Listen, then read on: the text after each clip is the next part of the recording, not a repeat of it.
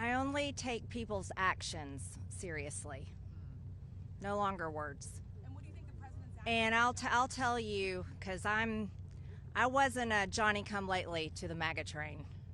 I was day one 2015, and there's a big difference in those Americans and those that decided to support President Trump later on. And I'll tell you right now, this has been one of the most destructive things to MAGA, is watching the man that we supported early on, 3 elections, for people that stood hours, slept in their cars to go to rallies, have fought for truth and transparency, and to hold what we consider a corrupt government accountable. Watching this actually turn into a fight has ripped MAGA apart. And the only thing that will speak to the powerful, courageous women behind me is when action is actually taken to release these files, and the American people won't tolerate any other. That's where we are today. Thank you. And I also want to thank the courage of 2 of my colleagues in particular. Both of them have suffered, as you know, extraordinary political consequences for what they did. One, my colleague, Congressman Thomas Massie. This would not have been possible if he hadn't led the discharge petition that got 218 signatures and is going to force a vote in the House of Representatives. And this would not have certainly been possible if it were not for the courage of Marjorie Taylor Greene.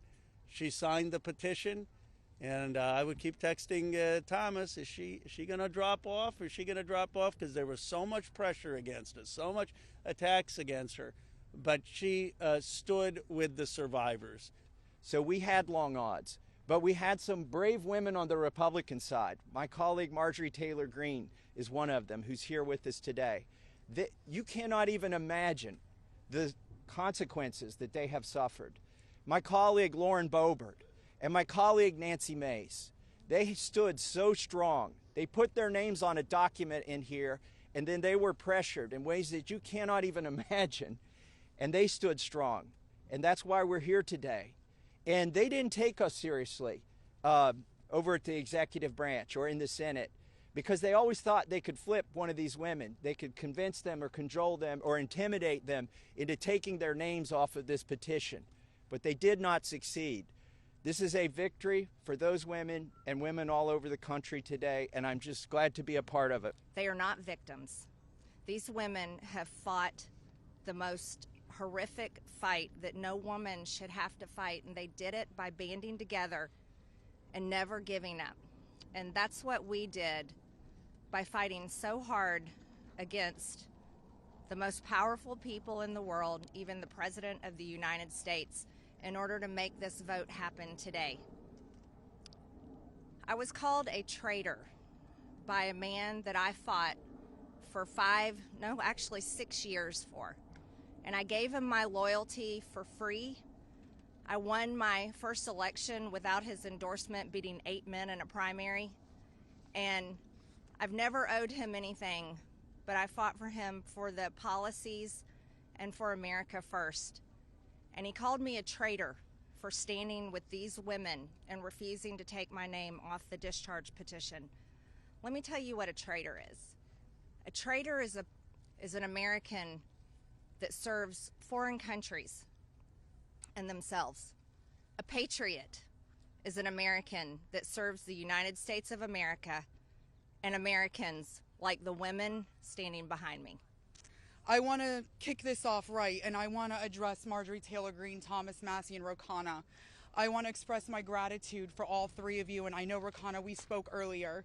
This is an incredible thing that I'm watching as a Republican, and this is non-political. But for you to go against your own party and to be ostracized, there's no place for political violence. There's no place for intimidation. And I can say firsthand, stepping out against Epstein and his crimes against children, we have all experienced that ourselves. So for you to knowingly put yourselves at risk and put your career at risk is unbelievable to watch, and we are so grateful. I also want to make a proposition for Marjorie Taylor Greene, because you've been an advocate for this. If you decide to read those names on the House floor for immunity, I will be more than happy. No security needed. I will stand beside you. I will hold your hand. I will hold your coat in solidarity with you. And on top of that, I did talk to Jayapal, who said she would be more than happy to read those names too on the floor with all of us. It's time that we put the political agendas and party affiliations to the side. This is a human issue. This is about children. There is no place in society for exploitation, sexual crimes, or exploitation of women in society. There's no room for it, guys. We're not having it.